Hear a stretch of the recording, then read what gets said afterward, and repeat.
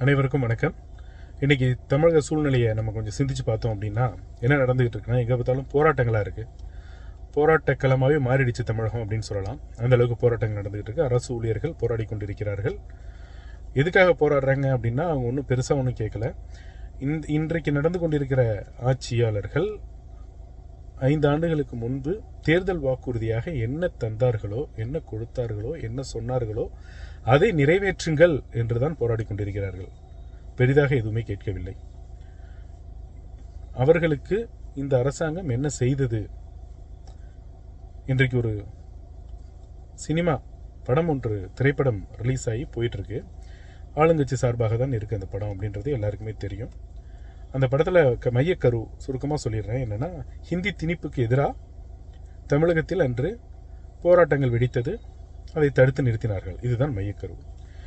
அந்த வரலாற்றை பெரிதாக திரித்து ஏதோ இன்றைக்கு ஆட்சி செய்பவர்கள் தான் ஹிந்திக்கு எதிராக அன்று நின்றார்கள் என்பது போலவும், அன்றைக்கு ஆண்ட காங்கிரஸ் கட்சி ஹிந்தியை திணிக்க முற்பட்டது போலவும் ஒரு பிம்பத்தை உருவாக்கி இருக்கிறார்கள்.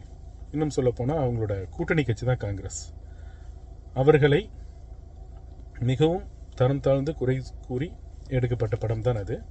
அதுக்குள்ளே நம்ம போக வேண்டாம். அதில் முக்கியம் என்னென்னா, அந்த போராட்டத்தை அன்னைக்கு தடுத்து நிறுத்தினாங்க. அதற்காக பெரிய தடியடி நடத்தி பலர் உயிர் போகிற அளவுக்கு எல்லாமே நடந்துச்சு அப்படின்றது தான் அவங்க கூறுறது. இன்றைக்கி நீங்கள் என்ன பண்ணிகிட்டு இருக்கீங்க? ஒரே ஒரு கேள்வி தான். இன்றைக்கு போராடும் மக்கள் வாயிலும் வயிற்றிலும் அடித்து அவர்களை போராடக்கூட விடாமல் தடுத்து கொண்டிருக்கும் இன்றைய தமிழக அரசு இது போன்ற படங்களை எடுக்கலாமா? நீங்கள் சற்று சிந்தித்து பார்க்க வேண்டாமா? அன்றைக்கு அவர்கள் தவறு செய்தார்கள் என்பது போல் படத்தை எடுத்துவிட்டு இன்று அதைவிட 100 மடங்கு பெரிய தவறை நீங்கள் செய்து கொண்டிருக்கிறீர்கள். போராடுபவர்களை போராட விட வேண்டும். அழைத்து பேச்சுவார்த்தை நடத்த வேண்டும். பொய்யான நீங்கள் அன்று கூறியது ஒன்று, இன்று நீங்கள் நடைமுறைப்படுத்துவது ஒன்று. அவர்கள் கேட்டதை உங்களால் கொடுக்க முடியவில்லை, கொடுக்க முடியாது என்பது உங்களுக்கு தெரிந்தும் ஏன் அன்று பொய் கூறி ஆட்சியை பிடித்தீர்கள்? இன்றைக்கு என்ன பொய் கூற இருக்கிறீர்கள்? போராடும் அரசு ஊழியர்களுக்கு உங்களின் பதில் என்ன? மீண்டும் எப்போதும் போல பொய் கூறிதான் அவர்கள் வாயை அடைக்க வேண்டுமா? சிந்தித்து பார்த்து